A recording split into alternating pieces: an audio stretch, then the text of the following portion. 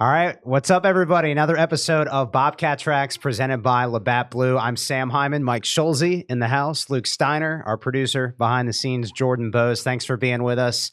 We got a great show coming up with 3 guests: Kam Hunt, volleyball; Aaron Rodgers, women's soccer; and Tim Albin, head football coach. Great lineup. Yeah, the fall season's almost here. I mean, we're really diving in. We are awesome. Ready to rock and roll. Exciting. Yeah, I'm excited. Did volleyball media day yesterday. That's always a good start, and that really kind of showcases what's going to be coming up in the fall. Yeah, volleyball media day is always a blast. Yeah, volleyball media day, and then all of them come right next to each other. It feels like. Yep. And then we just went to football media day, MAC media day. Correct. Yeah. Last week you were not there. Mm-mm. I was not there. Sam, either. You were not there. Jordan, you were. It was Jordan's first MAC media day ever. It was. Yeah. There's no need to applaud for that. Yeah. It was my 7th. Whew. 8th? 7th? Man. You'd be the one to know, not us. 7th. It was also my first trip to the Pro Football Hall of Fame. Yeah. Oh. Back in Canton. Wow. Yeah, it was a really cool spot for MAC Media Day. Jeremiah Wood and Parker Navarro represented Ohio. They did a phenomenal job. Jeremiah went on ESPN along with head coach Tim Albin, who you're about to hear from. That is still on ESPN's website if you're curious and want to check it out. And Tim and Jeremiah dropped a lot of knowledge on Ray Guy and Dustin Fox. Yeah. I did hear from Coach Brian Metz that Jeremiah Wood said we raised the bar. So we don't have to use Bryce Houston's audio of him saying that from last year. We can use Jeremiah's now. Nice. Yeah. Branding. He did say that. Branding. Yeah. That was really good. So Schulze and Jordan, you both, as you said, were at MAC Football Media Day. What was the coolest part? I mean, the Hall of Fame.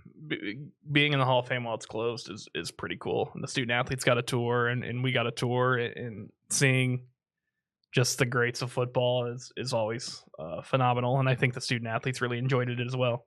So that was my favorite part. And getting to see everybody, getting to see every coach, every player, not every player, but the representatives. I think it's pretty cool to have them all in the same room and talking MAC football. Yeah.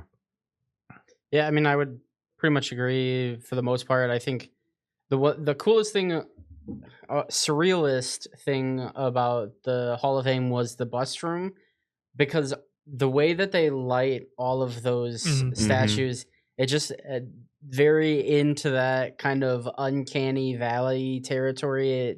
Sometimes some of the statues seem like they're about to come to life as you're looking at them, but I think you and I and both the Sarahs talked about the fact that there are some of those guys that are in that room that we watched play growing up, and it feels surreal that they're already in the Hall of Fame. You know, for me, the big one was Calvin Johnson. Growing up in Toledo, I was a Lions fan, and watching him play, one of the greatest of all time. For me, the greatest wide receiver of all time. And then, like you said, getting to see the athletes in a different light, kind of a different atmosphere is really cool. Yeah, I got to spend a lot of time with Parker and Jeremiah at dinner, and then I drove Parker to the airport. So we talked about golf for 2 hours on the way there, but just getting to know them is always phenomenal. And they're both wonderful young men and well-spoken and just, represent our program so well. And they were just phenomenal to talk to. Yeah. Football opens the season at Syracuse August 31st. Yeah. Crazy. Fall camp is right around the corner. A lot of preseason stuff is right around the corner for all the fall sports. It's kind of crazy. Schedules are out. Go check it out online at OhioBobcats.com. Tickets are available too, right? Yeah. So everybody brace yourselves for my ticket push that's coming here. Volleyball tickets are on sale now. You're going to hear this again here in an interview here in a minute, so I apologize. But we have courtside seats for the first time ever. We have reserve seats for the first time ever. It's $100 for a courtside seat, $70 for a reserve seat, and $40 for a general admission ticket. Our courtside seats are going very fast. We sold out of our first allotment already. We opened up more seats. Really excited for the volleyball season and the new format. Men's basketball tickets are on sale now as well. A variety of seat locations that I will not go through and bore everybody with, but you can get OhioBobcats.com /MBBTIX will get you straight to the men's basketball tickets, and women's basketball tickets are not on sale yet. They will be hopefully by the time this comes out. Courtside seats and reserve seats are also available for the first time ever for those sports. Same price as volleyball. So really excited about those, and you should get your tickets to Ohio Bobcats games now. And that's my corporate push for the broadcast. So well done. We'll have more pushes as we push forward. Yes, I do have one other thing to shout out. I want to shout out Russ Eisenstein, 16 years, voice of the Bobcats. 16 years, unbelievable. That deserves a yes, it does. He's called some of our best moments as an athletics department over the 16 years. It's been almost a golden age. For Ohio athletics since he's arrived, and so just wanted to thank him for everything he's done for Ohio athletics. And Russ, I'm sorry I didn't pick up your phone call. I will call you back as soon as we're done recording. Yeah, truly unbelievable though. 16 years, all the bowl wins, first bowl win, 3 NCAA tournament runs for the men's team. Just the list goes on and on. Yeah, so many iconic calls. I was listening back to the post that he put out with all the just legendary moments. Yeah, the Tommy Freeman 3 is my favorite one. That pass from Cooper. I was listening to it with Gavin, and LeVon Brazil's name was said, and Gavin was like, "Who is that?" Oh, I was like, legend. And I had to show him the bowl game. Yes, one of the wildest endings of a bowl game ever. I've seen that. Yes, actually. I think I made you sit through the whole thing. Yeah, but I mean, he's been the voice of so many of those amazing moments in Ohio athletics, and we can't thank him enough. So thank you, Russ. Thank you. All right. Well, now we'll dive into our 3 conversations, starting with Kam Hunt from Ohio Volleyball. Kam Hunt, volleyball in the building. Welcome.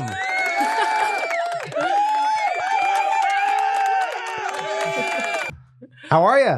I'm well. How are you? Good. How's your summer been? Super good. Yeah, it's been pretty chill. Just practice and lifting. Couple camps. Went home for the 4th of July. And then I go home tomorrow for Dead Week, and then preseason starts. So. Wow. What's the excitement level like right now, knowing that the season is less than a month away? It's definitely through the roof. I'm super excited. We have a whole new team this year. Lost 8 last year. My class has like 7 people in it, and we're super young.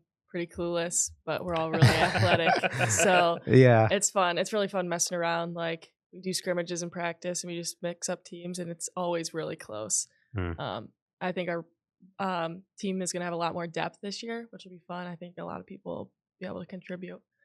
So, what do you remember about your mindset at this point last year, entering your first ever preseason, entering your first ever season as a D1 college volleyball player? What do you remember about that? Let's start there.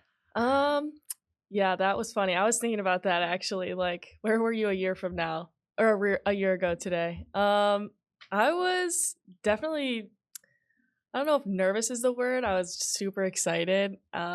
I felt super young. I felt really young. We had like our 5th years, and they graduated high school, and I was in like 8th grade. So yeah, I remember just kind of telling myself just to be a sponge, like just try to get as much information as you possibly can. And I mean, coaches said like sky's the limit. I believed them. So yeah, I'm just still doing that today, honestly. But I'm just excited now. I know a lot more what to expect. Yeah. But it'll be fun. You mentioned how you know a lot more about what to expect. What do you expect kind of the preseason for you to look like before that first match? Yeah, well, we're practicing 2 times a day, and I'm sure we'll lift in there as well. Just how focused you need to be. Like I was always pretty focused, but just staying like consistent more, I guess. Just not telling yourself like I'm tired. That's you're not tired. Do you think that comes with experience at being a Division I athlete, being able to be more consistent and kind of get over those mental bumps? Yeah, I do, because like there's so many other Division I college volleyball players out there with so many different schedules who are just constantly going and going. So that definitely keeps me motivated. And yeah, just coach always says no one's tired. So I'm just like, yep, I'm not tired. I'm not tired. Yeah. What does a preseason practice look like? Is it different every single day? Kind of summarize what a preseason practice looks like, at least from your experience having gone through one preseason already. Yeah, I think each practice is pretty different. Usually we'll play towards the end of the day, probably in like the second session of practice. We do a lot of positional work, so I'll just go with the outside hitters, just the passers, setters and middles will go off on their own. So it's nice to be able to work with like our individual coaches. Like we have a blocking coach and then setters like setting coach and all that stuff. Yeah, it's fun. Yeah. Yeah. A lot of reps. Lot of reps. Lot of Love reps. it. Gotta get the reps in. Yep. You know, last year I saw a little bit of a, expansion for you in terms of being 6 rotation. You know, you were playing 6 rotations, right? A good amount of the season. What was that like? And is that something that you did in high school? Yeah, I started playing 6 rows by my sophomore year of high school, which was a big switch. Like now I would rather prefer playing 6 rows rather than just being a hitter. I love passing. I love defense. It doesn't love me back sometimes, but I think it's super fun, and I learn so much every day from defense. And yeah, just out of system also in volleyball, like as an outside, like outsides get like the junk balls. Like if someone kind of passes it off the net, setter can't really get there. Usually that ball is just going right to the outside. So learning how to hit from the ball coming from like different angles also. Do you have a particular skill that you're working on, that you're focusing on? I guess you're working on all of them, but that you're focusing on in this preseason? Yeah, I definitely worked on blocking a lot in the spring. I worked on it also like when I went home for summer as well, but definitely building on it, just swing blocking and getting better timing, really being able to like camp on the right side and help out with the middle more. Is the key to blocking timing? Like what's the number one thing that you feel like you need to do to block well? Yeah, for me, my coaches always tell me you can't be too early. So yeah, usually I've always been pretty late. Like they're contacting the ball as I'm like going up, so I'm not really, at my full vertical. So yeah, I honestly think it is timing. How high is your touch, by the way, off the hard court? We were talking about sand earlier, how you just don't no bounce. It's a bummer in sand, but on the hard court, how high can you touch? Approach jump is about 10.5, 10.2. It's crazy. And then it is that's impressive. By just standing or just straight jump, I honestly don't. It's like I want to say maybe like 9, 10.5. Okay. 9, 10. Do you all test that each year? Mm-hmm. Okay. We test it pretty weekly, actually. Oh, weekly? Yeah. Wow. Oh, wow. Yeah. So what was your freshman year? My freshman year was about 10. In high school, I was like 10.2, 10.3, and I don't know where it went. So, interesting. Yeah. Like how, for people that don't understand exactly what like that is, touching 10.2, explain a little bit more how you get to that mark. It's a lot of plyos. It's a lot of in high school I did a lot of like plyometrics, like jumping over codes, a lot of like just squats, leg presses. I did a lot of air reps also as well. Like, okay. I don't know. I've like always believed this. When I was a kid, I was a gymnast, and I did gymnastics till like 6th grade, and I had a trampoline, and I was on my trampoline every single day for hours. So I think I just was a bouncy kid. Like I was always like jumping around with like energy and excitement. So I genuinely think that I like got so many jumping reps when I was a kid that it's just helped me a lot. But yeah, just plyos pretty much is what we go for. I do want to point out that this is our producer Jordan, by the way, behind the scenes. 10.2. You would be able to slap me in the face if I was standing on top of my own shoulders. That's funny. Wow. Yeah, I don't know. What do you think you could touch? like 8 feet. I don't know, 9 feet, probably 9 feet. I think Not standing, but kind of getting that head with an start. approach. Yeah, Yeah. 9 feet. Because you said earlier, like there's the standing touch, and then like how many steps do you take? What is it? 3 steps? Yeah, it's 3 steps. Usually I like walk into it, so it'll be like 4 or 5. Okay. But it's about the same. Yeah. And the reason why it's beneficial to touch that high is because you see the other side of the court better, right? That's the idea. Yeah, and honestly, like being able to hit over blocks too is a big thing. And just for your set, like you don't want to hit the ball here because you're gonna hurt your shoulder, and it's probably gonna go like in the tape of the net or like just straight out of bounds. Yeah. So being able to like touch high, like you can get on top more, like you want to hit like all the way up here. Yeah. And just being able to snap on top of the ball also gets to go down. Yeah. Like that. Yeah. Yeah, like this, like at the top. Because when I've tried to hit a volleyball and swing, Steve and Kenzie, the 2 assistant coaches, they'll always, you gotta follow through and snap the wrist. Yeah, or else it's gonna sail. Yes. It's gonna be a home run hit. So let's talk a little bit about your team. You mentioned a little bit, but how would you describe this 2024 team before the matches start? What's the team vibe? Definitely very athletic. I mean, we have Liz, our 5th year senior, and then we have McKenna, our senior. So we have literally like 2 seniors. Yeah. And then 3 juniors, and then 7 sophomores in my class, and then 4 freshmen. So we're all just very excited. It's a really cool vibe. I love being a part of it. We also just like, I feel like we just don't care what other people think either. Yeah. We're just ready to win. That's awesome. We're ready for OU to just make it as far as we possibly can. Yeah. And we just believe that we have all the tools for it. Love that. You're coming off quite the freshman season, Cam, with a MAC all freshman team selection. Describe kind of what you learned about yourself during the season last year that you feel like will help you this season. Definitely, I'd say just confidence in betting on myself.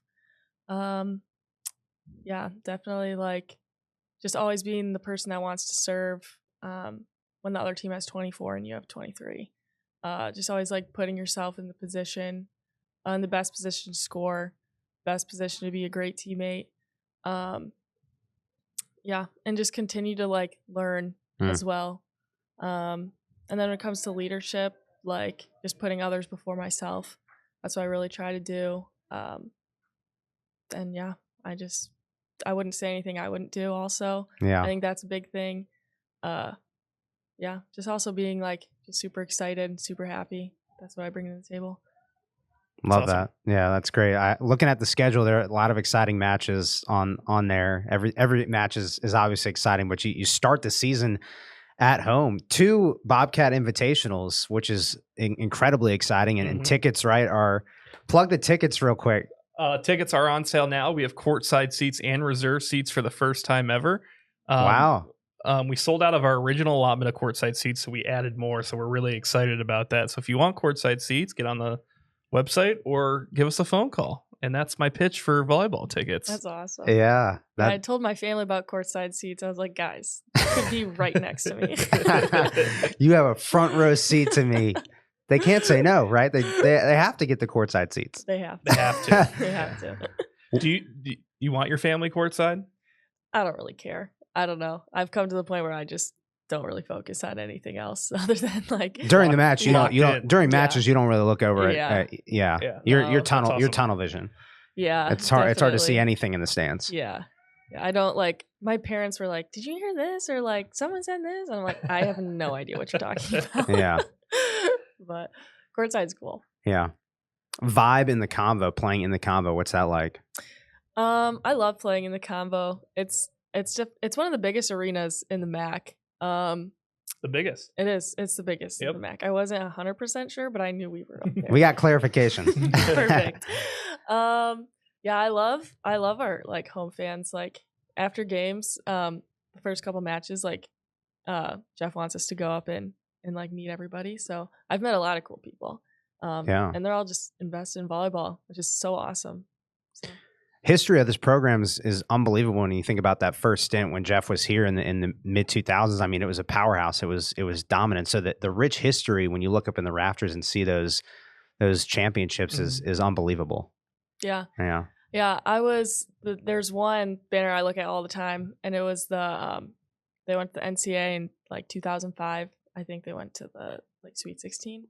Yeah. That's when I was born. I was born in 2005. Wow. So I really want to, do that again. Like at some point, I think that'd be just the best. I feel like that's every volleyball player's dream. So that makes me feel old. I remember that dynasty was here for the end of that run. So, oh man. Yeah, that makes. When me were feel you? old. When were you born? When I was born. When were you born? 92. Okay. Yeah, we're 90s babies. Goodness, 2005. 33-3 that season. I believe that season was I don't think it's an NCAA record. I believe it's in the top 10 for most sets won in a row. I think they won 42, if I remember correctly, sets in a row, which is absurd. I mean, it's just an absurd. We got to uncover some of the Jeff like sideline celebration moments. I do. There's one clip that I did discover, and it's quite good. Yeah, we'll show you some old 2005 Jeff I would Carlson. love to see old Jeff. Yeah. Or young Jeff, as I should Speaking say. of that, which coach has the best one-liner? Does anybody have like a really good one-liner in practice or like during a road trip or matches? Or no? I don't know. I mean, our coaching staff is pretty funny. Like everyone's pretty sarcastic. So it met like the humor on our team is top tier. Like it meshes very well. One-liners. Or like a common phrase. Anybody is there? I mean, last year, like we had like a joke, like anything would happen. Like someone would like drop something and be like, oh, that's why. Like, what's why? I don't know. That's why. Yeah. I don't know. It got funny, like someone would make an error, someone have like do a dumb mistake in volleyball, and we're like, that's why. Like, just who's the most sarcastic coach? Sarcastic coach? Steve. Yeah. Definitely Steve. Steve's funny. Steve's very funny. He's got a good personality. He does. Yeah. He does. Can I ask you a little bit more about the schedule? Mm-hmm. So volleyball across the country, it's really interesting because your preseason, you usually, I mean, no matter the level, the conference, you're usually not playing too many home games at the beginning of the year. How much of an advantage is it to have 8 home matches in the Convo before you start league play? I'm very excited about that because last year we had we played one weekend and then we started MAC play. Yeah. And I felt like in that first MAC match, everyone was like, what the heck? Like, what is going on? Like, it was just weird. It felt so hectic. So I'm super excited. I think it'll just be a lot more natural, a lot more like kind of authentic. Everything will be a little more real. So I think it's a big advantage, and it also gives like our fans to really come watch us, like have all those opportunities to come watch us before MAC play actually starts. Kind of just like get the hype and energy up beforehand. That's awesome. Yeah. Can I change gears a little bit, Sam? Change gears. Hey, I it's not just me with the keys. I can give you the keys. Yeah, no, I appreciate that. Two keys, spare keys. Got the spare key. So I read your bio. Your cousin. That's kind of you. Good research. Yes, your cousin played baseball here. Yes, Trevor. Are you close with Trevor? I'm pretty close. We're second cousins. I saw him probably like a month ago before I came back to school. He's cool. I mean, I like met some of the older baseball players. I was like, do you know Trevor Hafner? They're like, yeah, he's sweet. I was like, okay. Not related to Travis Hafner, right? Or we have to. No, he's not. I asked. Okay. Yes, as the baseball city, that was my first question. Yeah. Did he give you any advice on coming to OU? I don't know. I mean, he told me just some places to like definitely go to and definitely stay away from. Told me to have a lot of fun. I mean, we talked about just a lot of like just Athens stuff. Yeah. That's awesome. It was cool. Yeah. So a little bit about your introduction into the sport. I'm curious because I also read your bio and it talks about how good research. Yeah, you it wasn't just volleyball growing up. So what was it like? First of all, tell everybody where you grew up. All right, I grew up from Sylvania, or I grew up in Sylvania. It's like right outside of Toledo. Sylvania's like one exit away from Michigan, so pretty close to that. Yeah.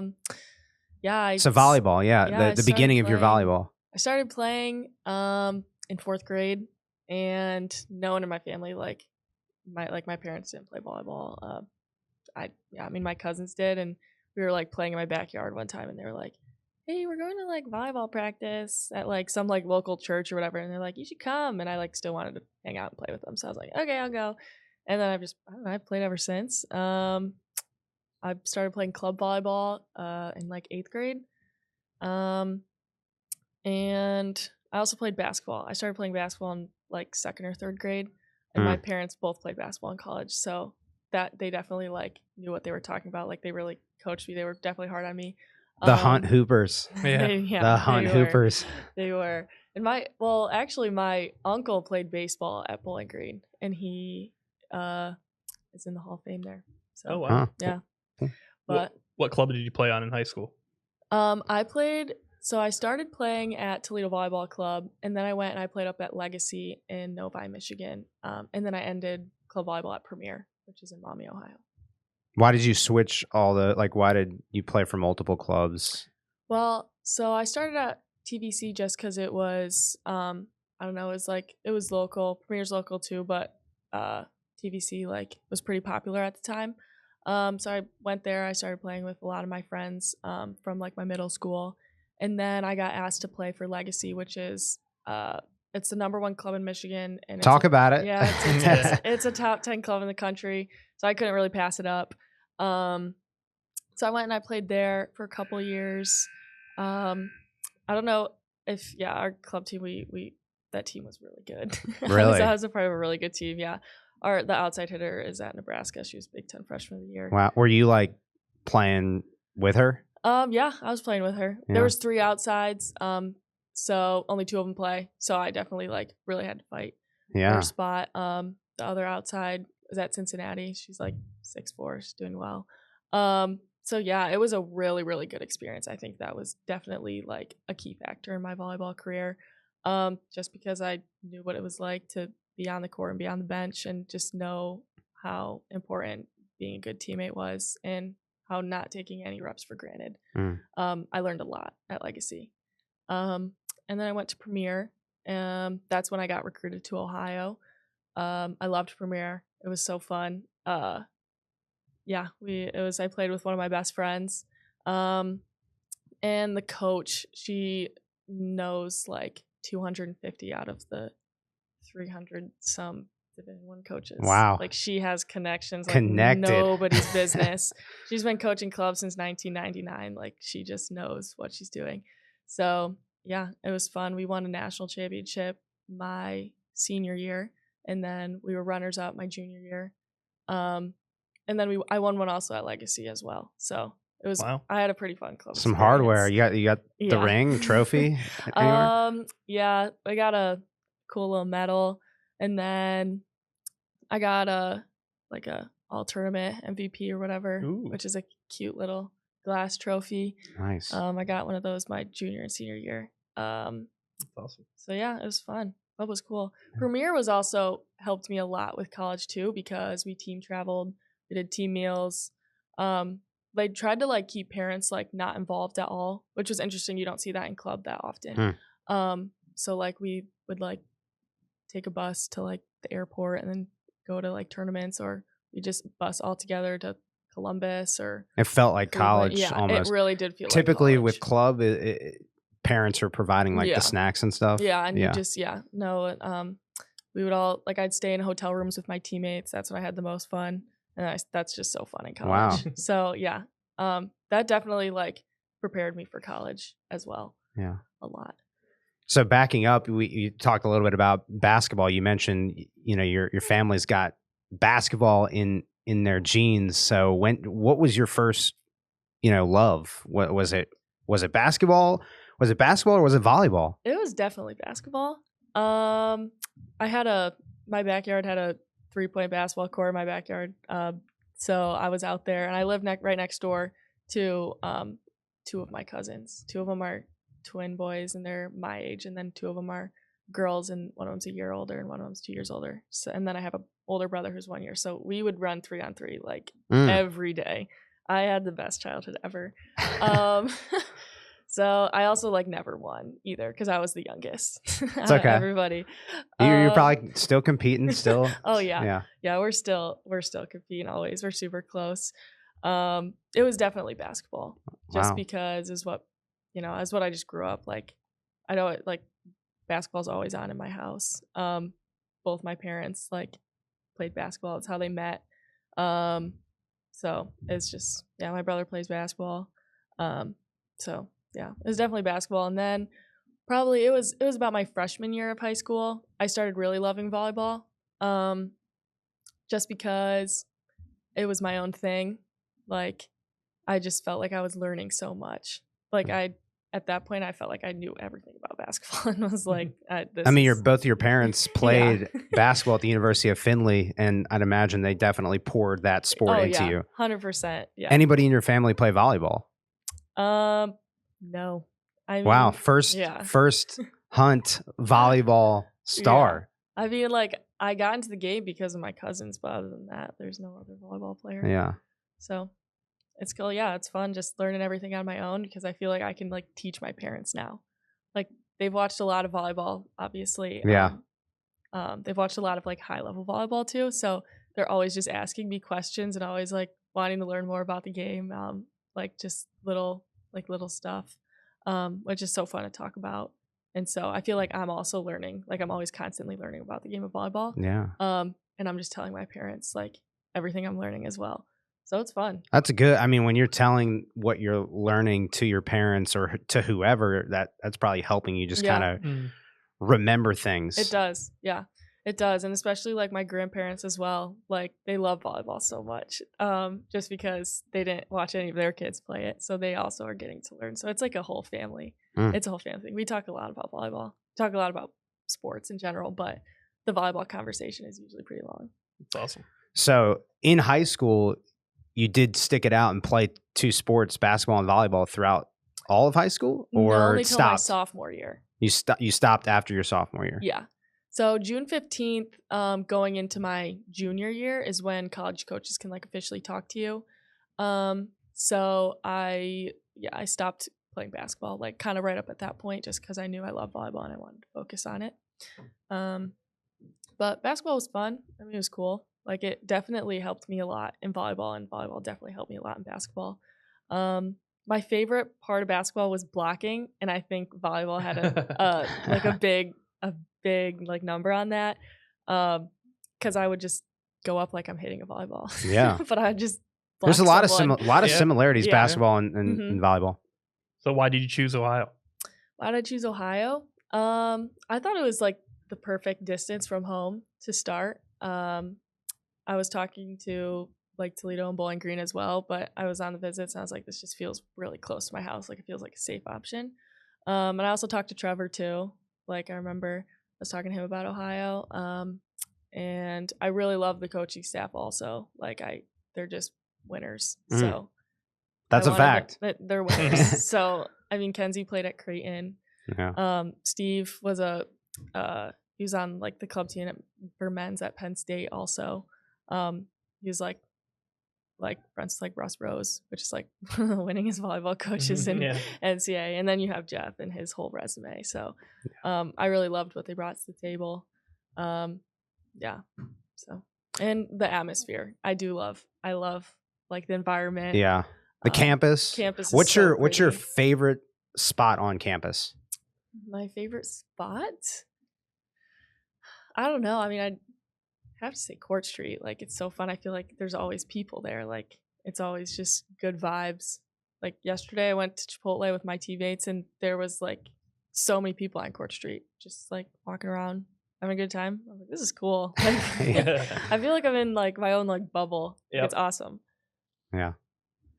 Anything else? I'm good. You're good. I'm good. You're good. I'll take that spare key. Yeah. I'll add a couple quick notes. We started talking about the history of Ohio volleyball and the we did. pedigree.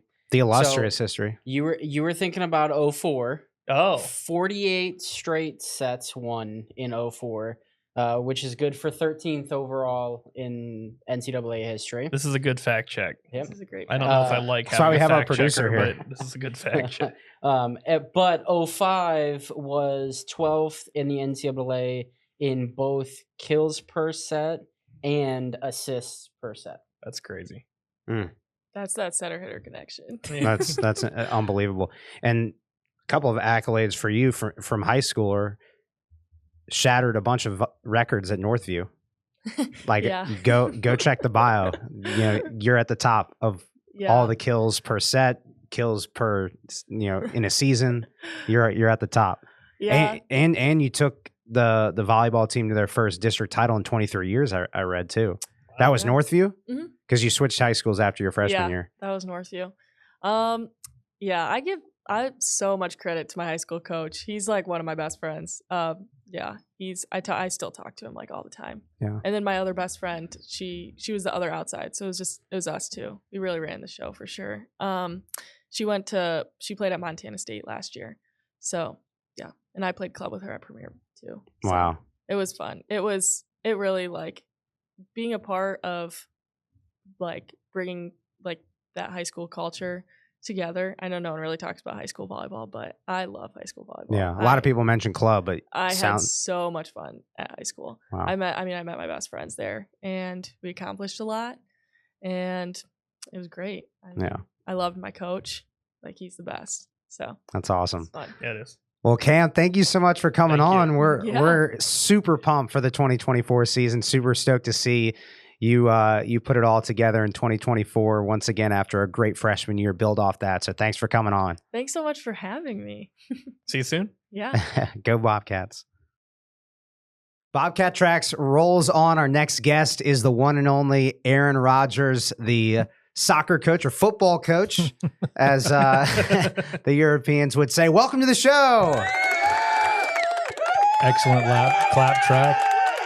Not a laugh Thank track. you, thank you. No, we're not Maybe laughing you'll at need you. a laugh Maybe. track. Welcome, man. Good to see you. Yeah, thanks for having me. Yeah, I saw you were playing some pickleball today. Yeah, it's my competitive outlet. Love it.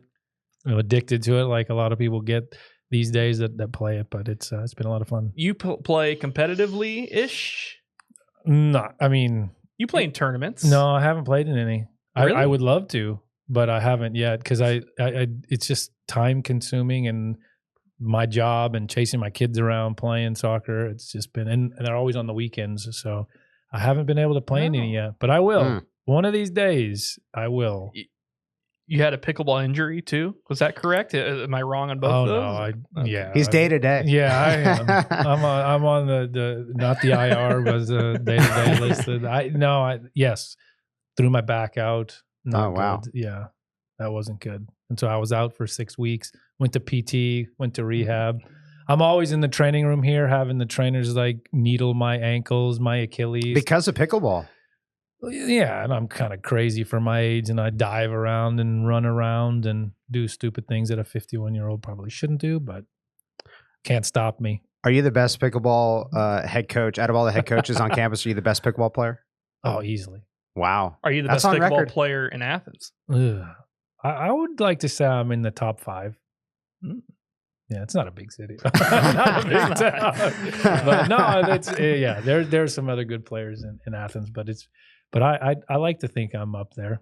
I'm super competitive, so Summer's been good to you.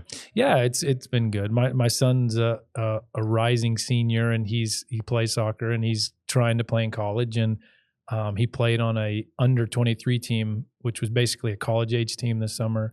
And so I was able to help coach that team and to be around him throughout the summer, and it was a lot of fun watching him grow and gain confidence in playing with college guys, and because I know that's what he wants to do. So it was a lot of fun. He's following in your footsteps, is he not?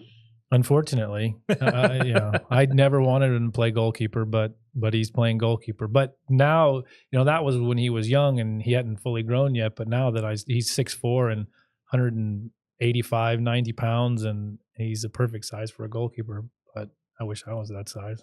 5'11" over here. Yeah. That's funny. What age did he surpass you in height? Oh, that's a good question. Oh, he's 17, so maybe 15. Yeah. Before he could drive. Yeah. Oh, That's easy. tough. Easy before he could drive. Yeah, absolutely. Absolutely. Every time he drives my car, I got to like fix the chair because it's so far back. And I'm like, hey, I can't get there. I didn't get there. That's funny. Well, Aaron, summertime is quickly coming to an end. The season is almost here, the 2024 season. Forgot to mention this too earlier off the jump. MAC championship head coach Aaron Rodgers, coming off an unbelievable season last year, captured the program's first ever MAC tournament championship, first ever bid into the NCAA tournament. When you think back to that season, like what comes to mind? It was an unbelievable experience. I mean, obviously, I still go back and I look at video highlights from the last 2 regular season games and the 3 MAC tournament games, and I'm just in a little bit of disbelief, but knowing that we had the ability, but we just were struggling to put it together, and just to go on that run at the end and actually live up to the potential that we had, and that experience that these women had in actually following through and accomplishing that wonderful feat. Sometimes I'm a little of an empath and emotional. Sometimes I get a little teary-eyed, because it was just such a cool experience for them, and they fully deserved it. And I was so pumped for the seniors that those were their last games. And obviously we have a couple of grad 5th years coming back because of whatever COVID years or medical red shirts or whatever. But for those that was their last experience, it was just an awesome way for them to go out. You played essentially 5 must-win games. Yeah. And your team never really folded under the pressure starting in the regular season all the way to that championship. Yeah. How did you build them up throughout the year so when that opportunity came, they didn't fold? I think one of the things that we just always lived in the moment. Mm-hmm. I mean, I think we never look too far ahead, because, and I know this is really coach speak, I think, but I think it's what we live out every day, because I think when you come here, everyone's like, well, we got to do goal setting, whatever. And, everybody's goal should be to win as many games as you can, or win a MAC championship, or win the tournament, or whatever. So that's not something that we actively talk about on a daily basis, because it's always in our head, And we have a pyramid of success that the MAC championship is at the top of it, but there are 3 stages ahead of that we have to live out every day. What are those? Well, they're internal, okay, right? But it's just, and I can tell you that the bottom secret. Well, no, the bottom of that pyramid though is trust and relationships. Love that. And so, and there are other steps in the other areas, but that lead up to that championship. But trust and relationships, and that runs from player to coach, from coach to player, from player to player. And if we don't live that out on a daily basis, then we're not going to win a MAC championship. And so I think we all have really good players, and we have fantastic players in our program, technically, tactically, physically. But how do we treat each other? And so I think we just never looked too far ahead, and we always lived in the moment. And we knew we had to win Eastern Michigan, and then we had to win Akron just to give ourselves a chance. And then obviously going to the tournament, it's one game. And the goal differential too. That's the like that. I mean, everybody was on the edge of this. I'll tell you, Yeah, go ahead, John. I was just going to say, I was sitting in the trailer, the production trailer, and I was on the phone with Ethan Sargent, our student broadcaster for that Akron game. And I had every score in the MAC pulled up on my computer, and I had the standings pulled up, and I was like, well, they won and they lost. They won by 2 goals and they lost by, and I was going through the whole thing, and I remember telling him, I'm like, we have to wait until we get the confirmation. Yeah. But what was that like? I'm sure it's interesting that you said that, because I was just about to say, like, I go back and I watch the highlights, and we I think Miami had scored. And Ethan or Cedric, I can't remember, were they both on the call? Yeah, they both were. Yeah, and one of them said, oh, now Ohio is tied with Miami, and then we go and score. Yeah, it was literally live back and forth. And it was that quickly, and they were like, now Ohio's back up, and then they said whatever. We still had another tiebreaker, and then Eve scores the 3rd goal with like 3 minutes left, and they were like, that should wrap it up, or whatever. And then we had to wait an hour. And I'm sitting at the field going, I know we have the tiebreakers, but can you just please tell us? Yeah, I don't. I'm not trying to embarrass you, but I think like I didn't see you nervous at all until like a half an hour after the game. Yeah. You're like when you knew we were in, but we hadn't heard yet, and it was like the anxiety was building. Yeah. Even though we knew we were in, it was a bizarre feeling standing on the field waiting to hear from the MAC, confirm what we already knew. Yeah. And everybody was just really anxious. It was just a strange feeling after that game. Yeah. It was a good feeling. Yeah. And I felt like it happened to us in, I think, 2014. We finished in a tie like that and we didn't go through. And I felt like we should have, but the tiebreakers were really weird. And they actually had like a conference call about it. That was 15. Was it 15? Yeah, because I was at Toledo Soccer SA that year. Yeah, and I was on that phone call. Yeah, yeah. I mean, and I remember that thing, and then we didn't go through, and then I'm like, oh man, is that going to happen to us again with some nuance or something like that? And it's about. Yeah, I think I celebrated more when we finally got them. Yeah, you did. than we did when we scored goals in the game. Yeah, unbelievable. That particular scenario that we just talked about, so many moments throughout the season. Is there another moment? Obviously, the final seconds dripping off of the championship game, but like when you think of 2023 Ohio women's soccer, like is there a defining moment in that season?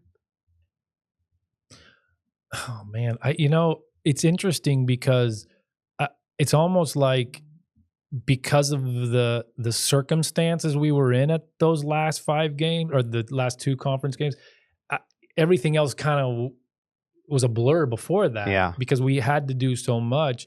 And what I will say this, that when we tied Central Michigan in the last 7 seconds of the game or whatever to tie that game and to get 1 point. That was massive for us because if we didn't get that point, we wouldn't have even been in the tiebreaker question, whatever. And that was huge because I think that just showed how much resilience that these ladies have and how much they fight for each other and how much they never gave up till the end. So then you could think, well, we didn't do it then. Anybody that went through that, any team that went through that tiebreaker scenario and we're just happy to be in the tournament now. We could have gone to Ball State and been like, we're just happy to be here. We made it. Now we can pack it in or whatever. But we went and played Ball State. I think that was the best game we played all year. And Ball State was very good. They're a very good team. They were 2nd seed. No, they were 3rd seed, but they were a very good team. And we played the best game of the season, I think. And it was up until that point. So that was just, so I think maybe the resilience of Central Michigan. Yeah. Because we had dominated that game. I think they had 1 shot on goal and they scored it. And, we were losing 1-0 and we just kept fighting and finally found that goal at the end. Wow. Well, turning the attention to 2024, you got the preseason coming up, fitness test coming up. I may or may not partake in that. I think I want to. But what can you tell us about your preseason outline and what you're focused on with this group?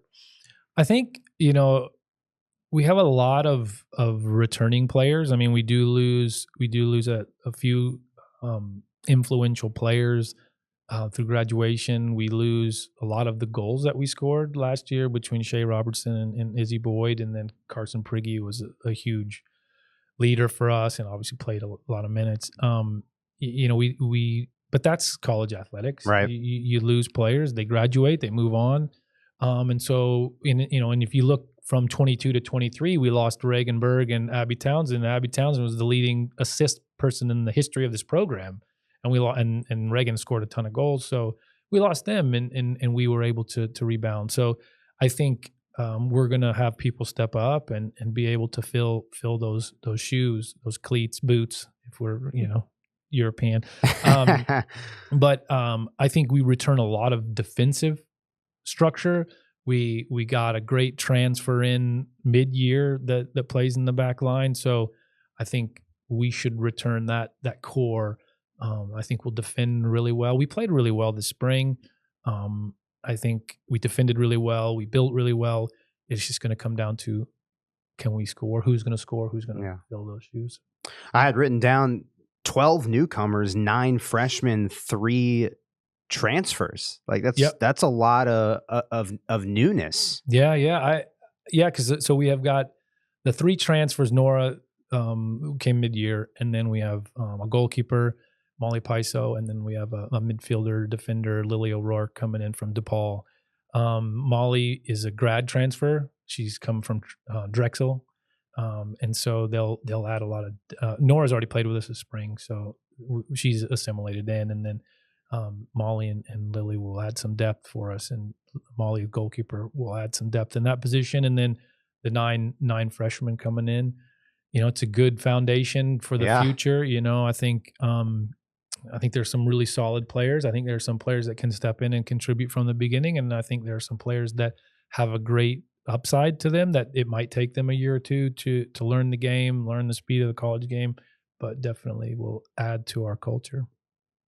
Anybody from last year that's returning that you expect to sort of step into maybe a leadership role or take a huge, step both on and off the pitch?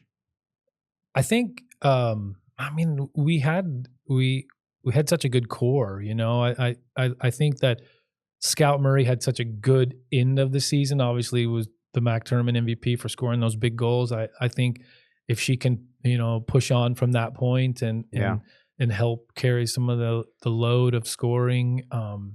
I think some of the freshmen that from last year, Jamison Brooker, Riley Mansell, I think did really well for us. I think they could step up, and now that they have a year under their belt of college sport, college soccer, and I might be probably missing a couple others, but I think just those had some significant minutes. Mm-hmm.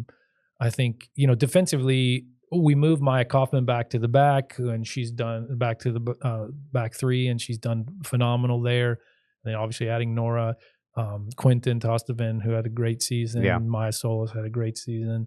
And then obviously Eve Barish coming back in the midfield.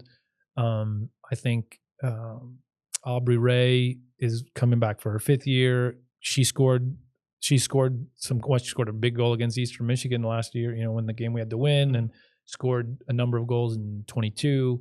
So, she step in and fill some of those goal scoring responsibilities as well. Yeah. First game of the season, August 15th. Real game. Yep. You have some exhibitions. Yep. August 15th, I believe, at Butler. Yep. And then September 1st is the home opener. Yep. Tell us about the schedule and what do you think of it? It's good. I think it's got a good mix of really challenging games every game's challenging. Nobody on our schedule. We got Michigan State on the schedule. Yeah. Well, rematch there. Yeah. Well, that one's interesting because we had scheduled that game before the tournament. So we already knew we were going up there. And so just coincidentally, I guess we played them in the tournament.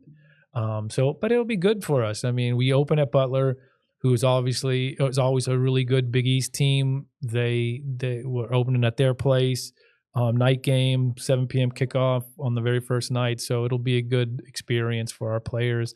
And then away to Northern Kentucky, who is a very big challenge. Obviously, our players, they're mostly Midwest players, just like our players, and so they all know each other, and it's always a good challenge. They have a great facility. It'll be a night game over there, and they'll be ready to play us. And then we go to Michigan State, and that'll be a lot of fun. I think maybe we can exercise some demons. I don't know that we might have, but I feel like playing them. We'll have some familiarity. We've been on the field. They've had a massive crowd when we played the game. It'll be, I think we'll be ready to play, as opposed to, I think in the tournament, I think the first 15 minutes we were just kind of deer in headlights and, not knowing what to expect, playing the Big Ten champions who wanted to go far in the tournament, and, they proved their quality. That's a great program up in there in East Lansing. Jeff Hostler, connection here.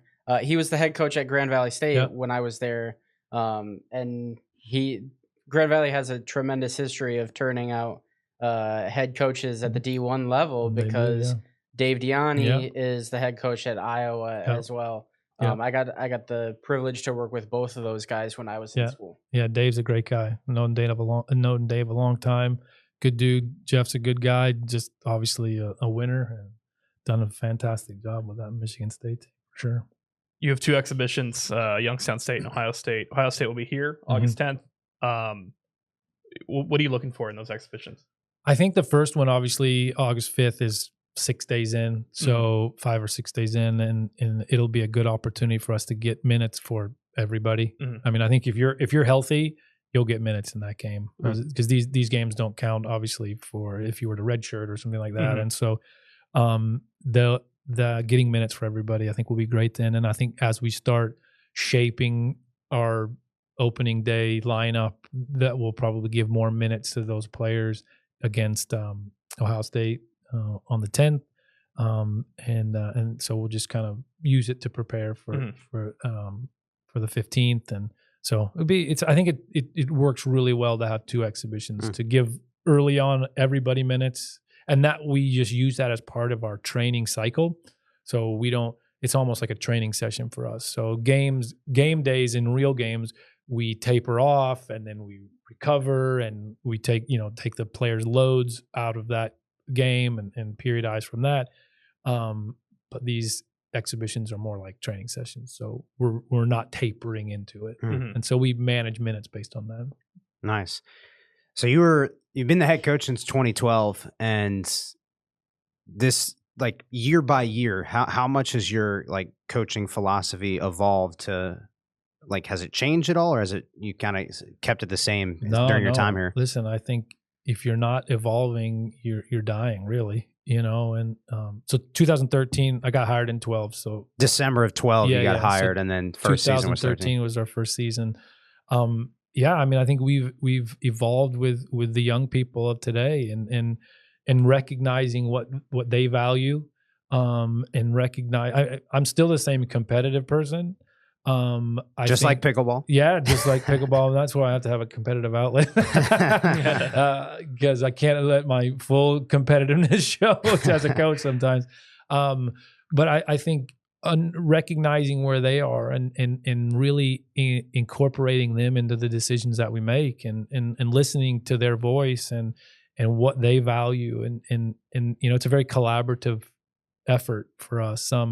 Because I'm old, and when I was coming up and being coached, it was a very transactional situation. Relationship was very transactional. Coach yelled at you and you did it, and you didn't ask any questions, and you just went on about your business.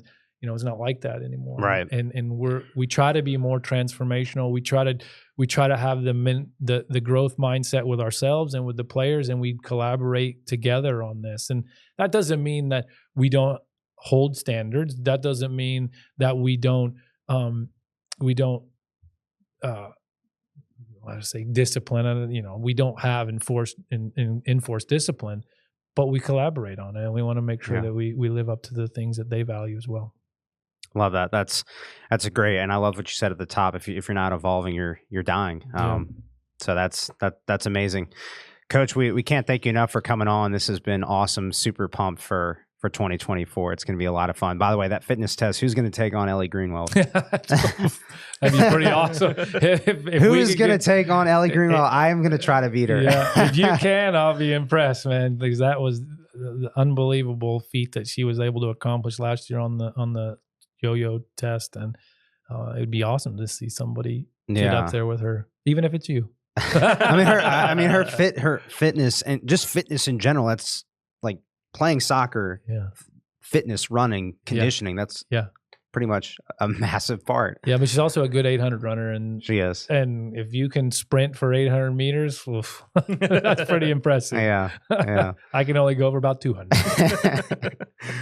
Well, Coach, thanks for your time as always, and best of luck in 2024. We can't wait to see what's in store. Yeah, thanks for having me. Thanks, Coach.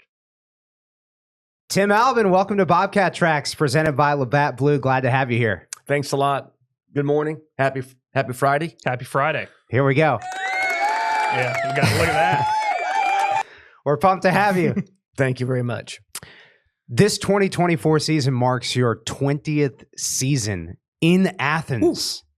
Do you vividly remember the first time you stepped foot on this campus? I do. I remember meeting with Amy Dean. something about some policies and things that had to take place. I remember the drive up when Jason Farmer, I believe, picked Jimmy Burrow up at the airport. Coach was already here, and the drive in, and I remember him saying, right there, that exit goes to the plains, and that's where the high school is, but it's the plains, and I mean, Jimmy and I, it's where we bought a house. We're still in those houses today. So awesome. I remember that far back. Yeah. Yeah, it's funny. I actually saw Coach Isfording post something today about Coach Solich and a message that really resonated with me, saying that many people love football, but great players love the football life. I thought that really hit home. Yeah, that's very well said. I mean, it's a man's game played by men, and I mean, it's the best team sport on the planet, and you gotta love it to really play at a high level. That's for sure. Well, when you think about football life, like what comes to mind? Well, you better have a good supporting cast at home. If you're married, it has to be the right person, because the time is very demanding, especially with technology today, because you're in your office 24/7. I mean, I tell the guys, I say, look, I'm in my office 24/7. It's very, you have to do this you want to be in this profession for the right reason. Certainly not the money. It's about changing young men's lives, and that's got to be the Nick Saban. You got to enjoy you love the process and all those things. That's got to be your fuel. And when I first started, I think maybe we talked about this before. Yeah. On the Trans Am piece. Yeah. Which is, how's the car, by the way? Hey, she's getting some work done on the. Under the hood, just to give her a little bit more muscle. There we go. So I'm excited about that. But my guys at Empire Tech, Idris does a great job. He's an Athens High School guy. Got a great thing going on down there. But I can't wait to show her off. But let's say, back to the what fuels you. Yeah. That's got to be your motivation. In the process part of this. Graduation day's got to be important. You got to love that. Seeing, Bryce Houston and what things he's gotten done. Rodney Matthews getting his degree, first one in his family. I can go tell 1,000 stories. Al Hunt, you don't know who he is, but he was my quarterback, and when I was a head coach the first time, getting his degree. All those things are is why I get up. But I started to say this and got sidetracked on my car. But when I first got into the profession, I wasn't sure, and it was about hey, winning and going on, and then I had our first child, and I was like, it was life changing for me, as far as my approach. So it is very, very, very self-rewarding profession, industry, whatever you want to say. I like profession, but when you're surrounded by a staff, you mentioned Scott, people that have the same passion for the student athlete, it makes for a good thing. We'll talk about the current team, but I want to talk a little bit more about your first year here. It was a rebuild. Where the program is, since you got here 20 years ago, is miles and miles and miles ahead. It was a daunting task. What were your first goals when you stepped on campus? Yeah. There's a lot of. There was a good core. There's a really good football team when we got here. I'm just going to say it. Sure, we added some pieces that first class that we signed. Mike Mitchell was in that class. There was some Lee Renfro guys that you don't. There were some really, really good players. But Coach come in and then the culture piece. But I got to say, Dr. McDavis, they made a commitment, with the second floor at Peyton Stadium, which now, just got newly remodeled, summer scholarships. No one, they weren't fully funded. They had, I think if I remember correctly, 33 players here in the summer. That's it. Wow. Jimmy and I came from North Dakota State. We had 100, fully funded, one AA program. They had 30 here, and they didn't have the funding. I think they just had tuition, back then. And Coach came in and not just the facility piece, but just the summer. So hey, that first summer we kept the whole team here, and so they that's what everybody was doing, and that has probably as much impact as the facility build and upgrade that we've gone since 20 years ago, and then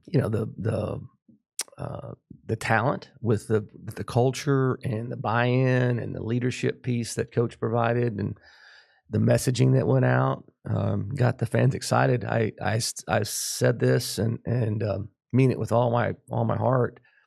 They talk about the band and they used to come and watch the band and then they'd leave. I have never ever experienced that. And people say that, I'm like, yeah. I mean, that's good and all, but I've never seen it. I've been 20 years, and which is all good, And it's that's not the case. That's never been the case in my time here. And I don't mean to sound I'm patting myself on the back, but just to your point and with how far the programs come, they're not coming just to see the band. They're coming and they're staying the whole game. And our game day experience here, especially under Director Cromer's leadership and the level she's taking it, it's pretty awesome. I mean, like right now, Friday, outside the coach's office. I still call it Coach Schultz's office. Outside the coach's office, I mean, they're power washing and cleaning the party deck or whatever that's going to be called. It is as clean and as nice as it's ever looked in my time, And so it's here, baby. Well, there are some changes. You alluded to it. We'll drop that info soon on the. No, you're good. Okay. You're good. Hope I didn't say something I wasn't supposed to. No. Cat's out the bag. Yeah. But we're really excited for the changes in Peden, and we will we'll fill you in more. But yeah, really. That's you got me pumped up, man. That's great. Give me some knucks on that. Hell yeah. Give me some. You want to talk about this season a little bit? Yeah. So this particular moment in time is always, you say your favorite time of the year, right? Yeah. Right before fall camp, the season is right around the corner. Why is this your favorite time of the year? I think you're in the build, and it's a new journey. We got a great staff, and they're about not so much the destination, take it one day at a time, one game at a time. Is something I say a lot, but you just got a new energy in the building, especially because there's a lot of new in the building, right? From staff to to players. But the portal piece of this is not all bad. I mean, actually, there's some bad. Don't get me wrong, but the players that we've had move on, it's like that's something I've been saying here in the last couple of weeks. I said it at media days was they've been drafted and they got drafted to go play somewhere else for or that's what it is. And if you have a program that had 14 guys get drafted, and I said those 14 guys that went to Group of 5 or Power 5 or Power 4, sorry, it's a compliment to the staff because we recruited them here, right? And that gets me into this roster in this season. We have helped ourselves with our roster, top to bottom. I truly believe that. We'll be our fastest team, and I'll have to wait and see. Since 2016 was really fast. I mean, maybe that's probably the fastest team we've had, especially on defense. And just pure speed. Yeah. I mean, we had some guys that could roll now. A lot of pros on that defense. I like to hear that. I like to hear that. I mean, there were some dudes now. Like I said, we inherited a great bunch, and Jimmy did a great job with the defense. But Scott Mayo was a receiver for us. I mean, he was a 4-time medalist in track and field, men's track and field in our conference. Whew. I mean, the reverse, he'd house it. Wow. I mean, before we got here watching film, he took a slant route like 60 yards or 80 yards versus Kentucky. And the year before we got here, I remember they could roll. But this team, I think, is going to battle for. I mean, it's going to be the fastest team since that time, and they will turn out to be faster. I think I know we've improved our team speed. We'll be better on special teams just because of personnel. The Arizona season, after that season, the core players returned, and I'd said we're a year behind what Coach Bowles went through. where you're behind everybody else because they are all of our guys returned. I mean, the scouts would come in and say, "Hey, man, you're one of the only teams that I've been to that at your level that return your guys." And that speaks volumes to your staff. And I, obviously thanked them. And I said, "But we lost some guys, but the guys that we lost wanted to be starters." Mm-hmm. I always reference Kyle Kelly, Cannon Blauser. They were behind Key and Bryce. They wanted to go start. But they were on all 4 units and special teams, and we had several guys like that wanted to go be a starter, and we returned so many. Is why they chose to leave, and it hurt us in special teams. It really did. That's where it showed up, and I knew it going in. And we battled through it. But on this roster, we are definitely going to have great personnel out there. So I know it's going to have to grow into it. There'll be some mistakes made, but we got some guys that can move, especially at receiver. You're going to be, a couple of transfers in there that can roll. So I'm excited about the character talent. And we just got to have our older guys continue to, because your older guys is that's how you win a close game. That's what that's probably my number one. I don't want to say concern, but yeah, that's what that's why I wake up in the middle of the night like what are we gonna do? Because your older guys get you through. I mean, we had 3 out of 2 out of the last 3 games on the road. Going in our league, going on the road. It doesn't matter who's favored, what your records are. You're gonna have to play. Mm-hmm. But the older guys, that's at Buffalo. It's a tight game at Akron. And our guys, our older guys, mm-hmm. Got us through those close games, and I'm very proud of how we finished it. So Parker Titsworth, Christoph Atkinson, Jacob Dennison, Jeremiah Wood. I think he's older than half the staff. But we have enough pieces that the old guys that can lead the new faces that we got, and they're talented. So the season is really, I said it probably too much at Mac Media Days, how excited I am, but I'm not sure what other word to put in there, awesomeness. I'm not sure, we can get a thesaurus and figure out other words. It's so, the journey and the what we've gotten together is a great collection of athletes. Our staff and our older guys in our team are going to keep molding that piece of clay. And this is one of my favorites. The guys that we brought in, they're going to become us. We're not going to become them, and that's staff members too. Kurt is a great fit. He is going to help us. He was the defensive coordinator at San Diego State. They were top 20 defensively for I think 4 straight years. And Andre Allen as well, wide receivers. Man, yeah. He is just a great recruiter, great communicator, great family man. Great pieces. Jake Miller's, UCLA. Mm-hmm. I hated for all those guys to go. But when you have success like we've had, you're gonna. That's just gonna happen. We witnessed it with players. Mm-hmm. It's staff, the same thing. And but it's not a funeral. It's an opportunity to go out and get better. The portal. It's not a funeral. I know I've whined or whatever a few times, it sounds like I'm whining, but but there's opportunity to go out and improve your roster. There's opportunity to go out and improve your staff. So I know I'm long to talk in there, but just shows your excitement. That's why I love the podcast thing. Yeah. I don't have somebody back behind the camera going, nope. Yeah, Jordan's not doing that. Nope. He's not doing that. Can I ask you about Parker Navarro? You bet. So I spent a lot of time with Parker. We spent a lot of time driving to the airport. There we go.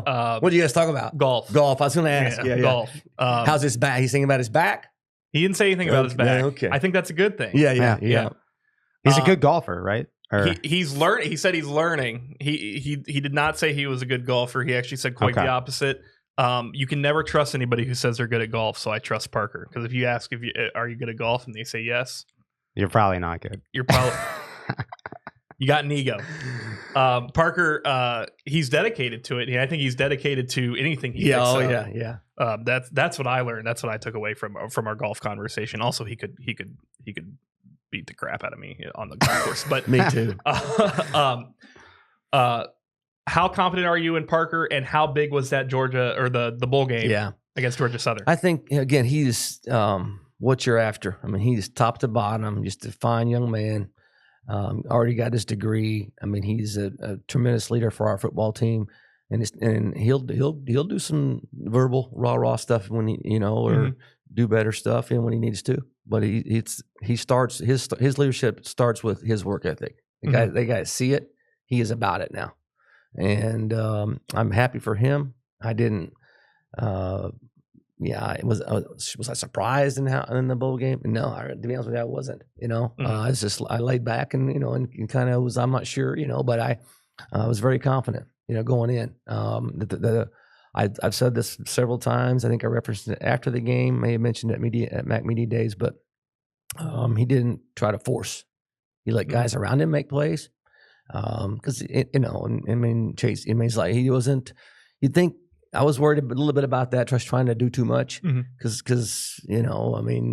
Chase Harris was one of the was one of the receivers and he had played for us, but he showed confidence, and Rodney Harris was had a big presence in that game, and he got the ball out on time, and he wasn't like, well, it's Rodney, and I know that's where the read's supposed to go, and I need to try to force it into Sam, or hey man, he went through his progression and let guys around him, do their thing, and showed confidence in them. And I think it just snowballed, So, what's the next step for Parker? Would you say right now, from both on and off the field? Yeah, I mean, just be him, and help build our locker room, and the things that he's learned in his time here for all the new guys. Because there's going to be some adversity. I mean, when they're going to, they're going to know what the different definition of that. There's going to be some things that are going to come up, and he's going to have to continue to pull the guys through that, and I think just leading by example. I mean, he's a veteran, and your older guys in that leadership I've talked about, they also got to, they know how to take care of their bodies. And through the month of August in training camp, and that's the cold tub piece, and the sleep piece, and the hydrate piece, and that is behind the scenes. Hess. That's right, Hess. I love it. You're right. I love it. You give me some more the hashtag Hess. Yeah, that's Actually, Coach Isfording used that hashtag on that post about Coach Solich. Yes, that is great. With a football life. That is cool. So I think that's that's the Parker. They see Parker, and that will help those guys through the month of August. Moving to the running backs, Ricky Hunt is really showed himself in the bowl game, you could say, with maybe a record that he tied multiple times. Oh yeah, multiple. I mean, you said the running back room, I think Mac Media Days is the deepest it's been since you've been here, right? And that's a bold statement, because we've had some deep rooms, but I'm again, there's that word again. I'm very excited about the talent in that room. Yeah. So talk about Ricky's role coming up in the year, and then the how the depth is, and who. I'm not saying Ricky's going to be a starter or the backup, but there's a large group. So talk about a little bit about the running backs, and I know Ricky had 5 touchdowns and tied Barry Sanders' record, but that doesn't mean that there aren't people behind him or around him that are just as good as Ricky. Yeah, I very well said. I think that I don't think Coach used to say, running backs come in all different shapes and sizes. They all can't be on the smaller side, and they all can't be on the bigger side. You want a good mixture. And that one guy might be able to be a returner for you, or better out of the backfield on some protection things. But at the end of the day, they got to be tough. That 4 yards in a bucket of blood mentality. But so the room, without mentioning all the names, I mean, we could be four deep. I mean, I think as an offensive coordinator, as an offense. Okay, you got to score points. All right, how do you do that? Best 11 guys got to be on the field. All right, as a head coach, I'm going to say, as an offense, don't turn it over. Okay, and then you got to score points. I mean, that's back when I was calling it, I just score points. And then but back to where I'm headed with that is offensively, to do that, you want to get your best 11, and I think there's going to come a time our best 11 might be two running backs on the field at the same time. So you've had that before here. Yeah. I'm thinking of AJ Ouellette's time. Yeah, Poppy White. Yeah, Poppy was the AJ story is we had Malik Irons already committed and Poppy committed, two running backs in the class, which we have 2 committed right now that I'm really excited about. I know I can say that. I just can't say their names. Yep. So, but I'm just throw that in there. But yeah, back to we had Poppy and Malik and then AJ, so 3 freshmen, and we did some. I don't remember the numbers, but I know we were in 21 personnel, 2 backs on the field at the same time. Maybe did some three backs, with Poppy at slot or something, But we did back then. Hey, we our best 11. Who are our best 11? And we got them on the field, and then you got to try to find ways to get him the ball, But Malik, AJ, and Poppy couldn't have been more. What you talked about, Coach. Saying they couldn't have been more different in running backs, right? Yeah, I mean, all 3 of them were very different body types, very different. Is that the case? Styles. Is that the case this year with your running back room? Everybody's different. I can't say that we got a Poppy White in there. That he might be at the in the eye, and then might be at slot man coverage. You're throwing slot fade to him. It's hard to be Poppy White. Yeah, no, it is. Yeah, but there's certainly some physical good runners that you want to get on the field at the same time. I mean, Nolan's experienced guy, his experience. I mean, it's Coach Smith's done a good job with them, and he's built a really good culture in that room. It's going to be, I think, interesting. Our staff's got a tough month ahead as far as who's going to be the starter, and because there's going to be some great competition, and that's great. Yeah, I know it is. I mean, that's great to have. Yeah, that's what camp's for, right? Yeah. I'm certain it'll be. I said we might be the fastest team. We'll see. I'm certain that from a staff standpoint, this will be our most challenging, a huge challenge on who's going to start and packages. A good challenge, though. No, a good challenge. Yeah, that's right. It's last year this time. Okay, guess what? Rodney Matthews, he's starting. Curtis, guess what? He's starting. See, I can go down the list. You just know who's going to start, and we're working on our depth and chemistry and all those things. This year, it's a whole different thing, and the competition piece that drives us all. That makes you better. To have great growth, you got to be made. You have to feel uncomfortable to have great growth, and our guys are going to, be uncomfortable in that competition piece. Yeah. Defensively, you've mentioned some names already. Jeremiah Wood, who's been here forever, Adonis Williams, and Bradley Weaver. The list goes on and on. What do you feel like the identity of the defense is for the upcoming season? Yeah, it better be stop the run. Okay, I'm going to get that out there. Coach Hauser, his leadership. We got the guys on defense. I talked a little bit about Kurt and what he's going to bring. The third down stuff. He's Kurt was pain in the butt at San Diego State. This is what he was. He did a great job. It's hard. He didn't have a lot of tails. He mixed up the pressures that he's going to bring. You got D'Angelo, now our passing game coordinator. He played in the NFL. He's a Columbus guy, recruiting, and he is on his seventh year, maybe, or maybe 8th. He's experienced. Jermaine Scott, MVP of his last college football game, experienced coach now, taking over the run game coordinator. And then you got John. I know John from going head to head with him as a recruiter, and wow. he's a Columbus guy. And I'm not sure if, we had a hard time beating him when we were, he's very thorough. Things that, you can, as you're talking to a family or a recruit, you can get a vibe for what that guy's being told from other places about your program, and you could use some of that information against them, and John was very sharp, very thorough.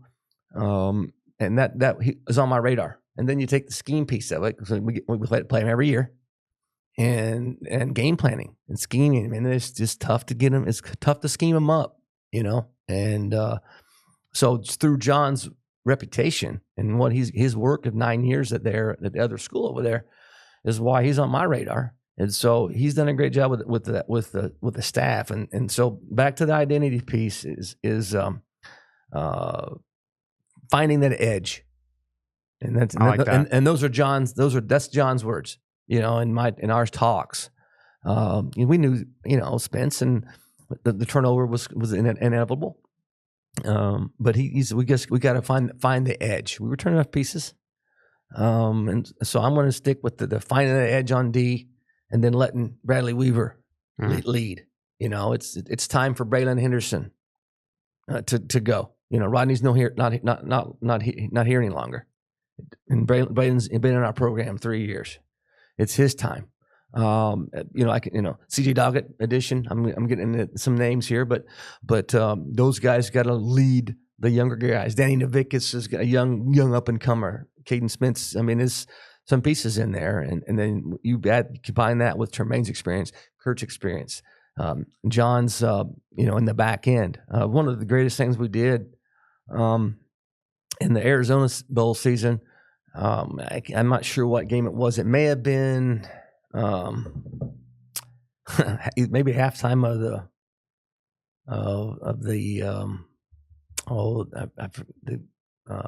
the shootout versus the 1AA team. Fordham. Yeah, Fordham. They had like 28,000 seniors or whatever.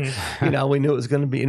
I think John came out of the press box. He was in the booth, and we got him on the sideline. To help the safeties communicate. And John's been on the sideline ever since. That was wow. And we got that's a big moment. Yeah, we got. It was a big moment. I said, what the heck are you doing down here? He said, and you know what? And off we went. Off we went. Mm-hmm. As a defense. And got on a roll there. But the John's words. We got to continue to find that edge. I think they will. I really do.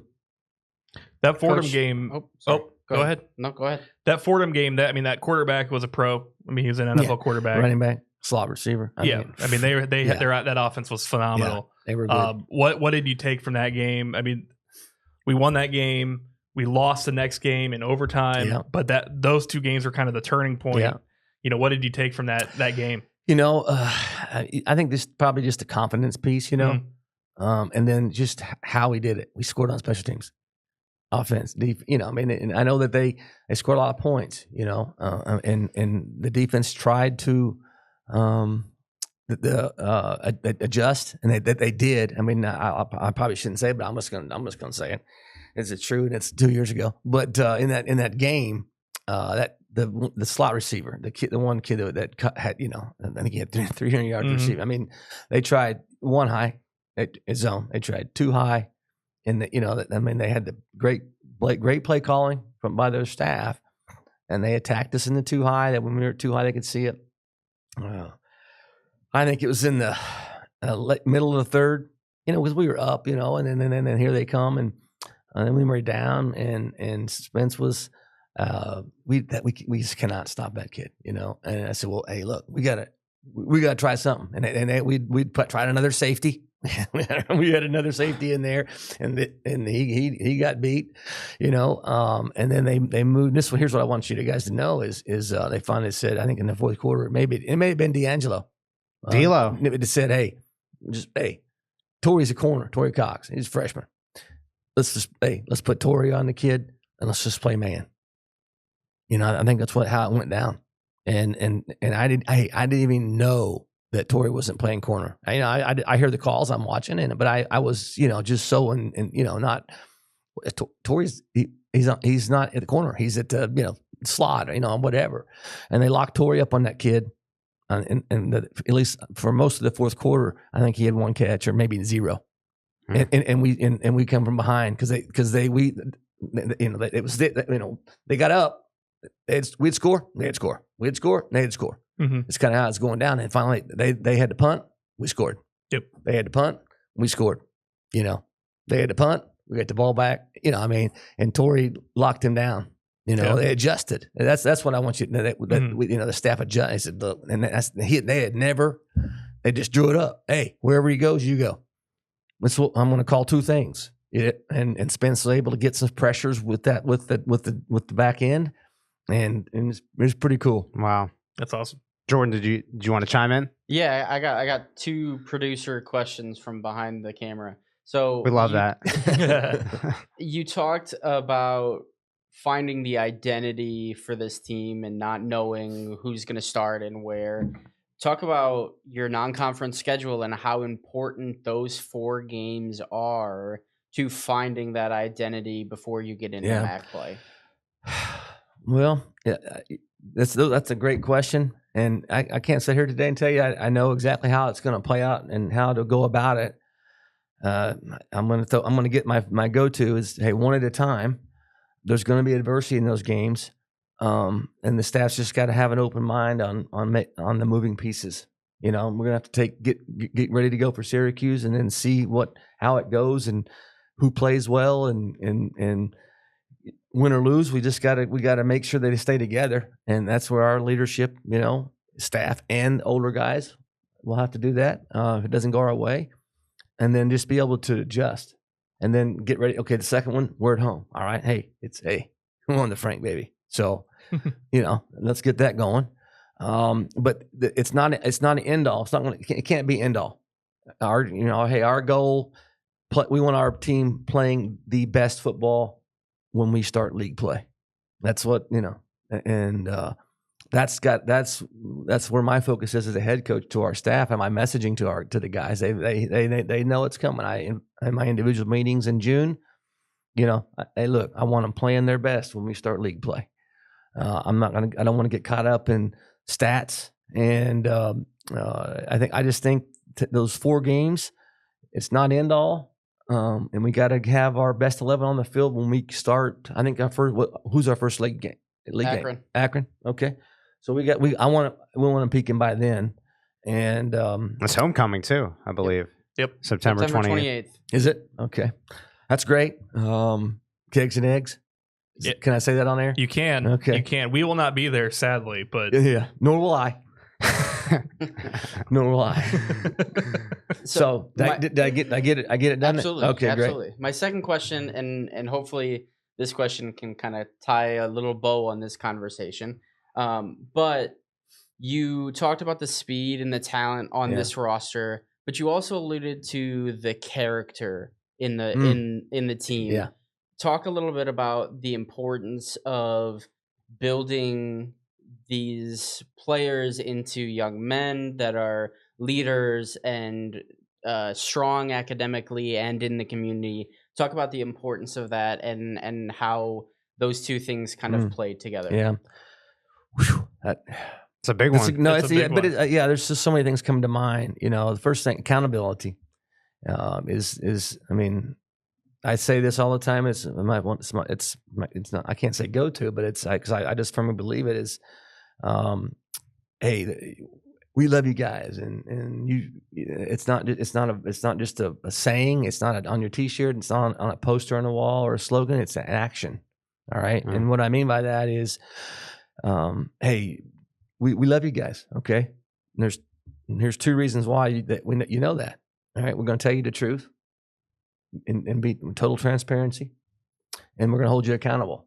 The staff, we're going to hold you accountable to the point where, and I'm going to say this on air, Parker and Jeremiah, we're in the lobby. I'm down there in the lobby with you waiting to go to media days, and I'm down there on time, you know, and it's 8:05, and I said, are we waiting on Jeremiah and Parker? nobody wanted to tell Coach. Yeah, and I was like, we did. I was like, you know, so they got a stern look, you know, 2 minutes later. But on the account, and I'm embarrassed. If Parker's listening to this, and I know they're embarrassed.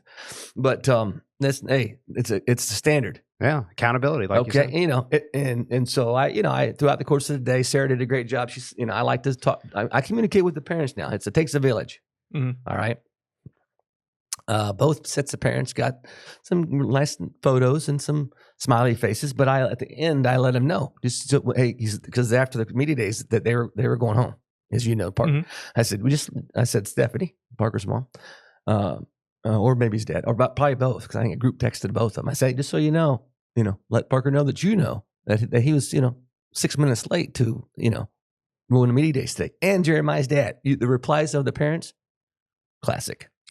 So I didn't tell the two. I didn't tell them. But when they got home, I know that they got. They know now. Yeah. You know, they know now. So not to be break guy code and go, rat them out. But hey, man, it takes a village. But the accountability piece is what I want you to know. That's the thing, And I don't care if it's paying your rent. Taking your trash out park. It's all encompassing. That's what the college experience is about.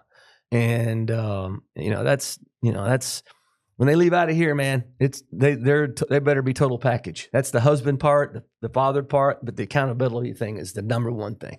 And that doesn't mean you're going to win every game. You got to stay just keep your job.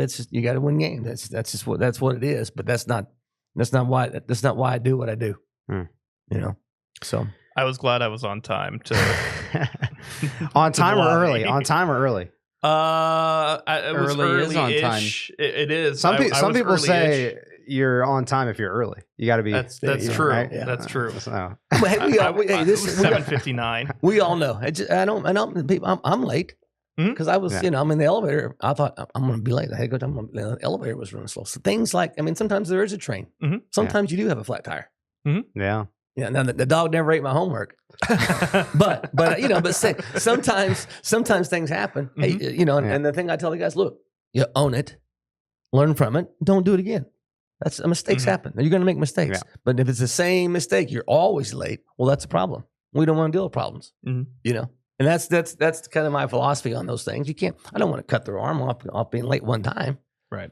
But you apologize, and you don't do it again, and we move on. Mm-hmm. That's life. And Parker, I drove Parker over to media day. Did it come up? No. Well, on the way there, he was like, "Are we good? Like, I'm really sorry." And I was like, "No, we're man. good." I know, man. I know. But that shows kind of the person he is, Yeah. and I'm sure I was not in the car with Jeremiah. I'm sure he's the same way. Yeah, Parker's got a little brother, Henley. Okay, and I learned this on his recruiting visit. He was named after Don Henley of the Eagles. I'm a huge Eagles fan. All right, yeah, and so he's got a little brother. He came to camp or junior day. I can't remember. I think camp. But anyway, he's a role model to Henley, and so being on time is being a good role model. So I hope Parker's listening to that. I got one more thing. You got anything? Go ahead. Okay, before we wrap up. So back-to-back 10-win seasons. Wrap up. Is this already over? We can keep going if you want. You're a busy man, Coach. He wants. I appreciate it. You probably got places to be, right? We do have an official visit going on right now. Love that. So yeah, can you believe that? It's still the grind doesn't stop. The grind doesn't stop. So back-to-back 10-win seasons. You guys have this motto, "Raise the bar," which is awesome. I love it, and I'm curious, just for our audience that might not know, if you could go into the backstory on when that sort of came to fruition. Yeah, after the Arizona Bowl season, so 2022 and 2022, meeting with the Unity Council. I can't remember who it was that said it. Somehow I got Curtis in my mind, but don't hold me to that. I just know it came up in one of the meetings, and with Coach, they try to have a new motto type thing every year, and there's been some great ones, man. But that had come up in one of the meetings. I thought it was great. RTB, raise the bar, and then going into this year, I just, hey man, we don't have to have a new one every year. I like raise the bar, and hey, whether if you win 10 or then let's raise it, 3, you can go down all the numbers you want, and I just think you're always striving for excellence, and you always want to try to improve, and let's get 11 win Tim or whatever. I'm just throwing that out there. In which I should have done that. But let's get back to Detroit and let's take the raise the bar outside of the facility. Mm-hmm. And what decisions you're making? Are you getting to bed? You getting your rest? You're hydrating. You're hessing.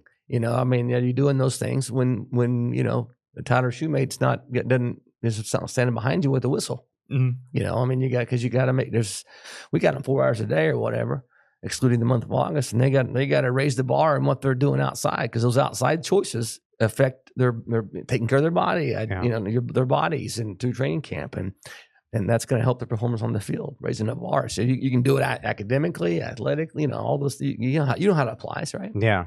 So. I love that. I mean, you take it and have that mindset literally everywhere you go, even when no one's watching. You have to go. have that's that. That's very well said. In your brain. So. That's great right there. When no one's watching. That's right. When no one's watching. When Coach Shoe's not there, or Coach Hauser or myself, Mm-hmm. I want, I know that if the team buses aren't down there in Parker and waiting to go. It's just, you guys don't be late. Mhm. No, I don't care what the setting is. That's just, we don't be late. That's, so great. Anything else? Schulze, you excited? We got to get him back to work, I think. Fall camp, July 31st, day one, I believe, right? Yeah. Mhm. Day one. Next Wednesday? Wednesday. Okay. Yeah. And Okay. then a month later, August 31st, kick against Syracuse at Syracuse. It'll be here before we know it. Man. Jim Brown. That's Jim Brown played. No, is that right? Yeah. Yeah. Oh, yeah. Right. Ernie Davis, Ernie Legend Davis, Field. the movie, great movie. I went to Sam is a Syracuse, but alum. No way. it was in the past. It's okay. That's all right. That's okay. Yeah, he's here now. Class That's of all that class of matters. 2016. That was Doug Marone. He was a head coach when I was Is that right? when I was a freshman. Yeah. So, Hmm. anyways, Tim, really appreciate your No, time. thank you very much. Can't wait to Thank you so see much. you guys out That's there great. on fall camp and the season. We're super. We'll be pumped. around camp for You- sure. You guys are always welcome. Appreciate your service and yeah, let's go have some fun, man. See you at camp. Yes, sir. All right, Schulze, 3 guests in the books: Kam Hunt, Aaron Rodgers, Tim Albin. That was fantastic. Heck of a show. Yeah, heck of a show. Yeah. Tim was great. We wrapped up. I'm kind of starting with our last guest here, but great to get Tim's opinion right before camp. We've done it before with him. He's always the best, and it was great to hear about all the new faces, whether it be staff, players, and I'm really excited now for football. Let's get to camp. Let's go. I'm Heck ready yeah. to go hit somebody. So. Yeah, I love that conversation. And then we had Kam Hunt from the volleyball team, super excited as they get into their preseason in a little bit, and Aaron Rodgers as well, head women's soccer coach. Yeah, talking about Cam and the volleyball team, I think what I gathered out of that conversation was how athletic and that team is going to be. Yes, and they're young too. I didn't realize how young that team was, and I mean they're packed with talent. So it's really exciting. And I can't wait to be sitting courtside. Well, I'm not sitting courtside, but I see some people courtside will fans, be sitting courtside. See some courtside fans Yeah. at the game and watch our extremely athletic volleyball team jump out of the gym. Yeah, it's going to be great. It's going to be great. 12 newcomers on the women's soccer team too. Mhm. There's returning pieces to try and defend that MAC championship. Yeah. Target on their back. I'm really excited for soccer. Lost some production, but that season is coming quick. It Fitness is. test is coming next week, and Stay tuned. and off we go. We got 2 exhibitions. We got an exhibition 6 days into Right. to the return. So Yeah. that season is off and running. I'm really excited to see what Aaron does with those new faces this year. All right, that does it for us. This edition of Bobcat Tracks presented by Labatt Blue, Sam Hyman, Mike Schulze, Jordan Bose behind the camera, all of our guests, Luke Steiner. Thanks for watching and listening, whether you're watching on YouTube or listening on Spotify and Apple. We appreciate it. Go Bobcats. Go Bobcats.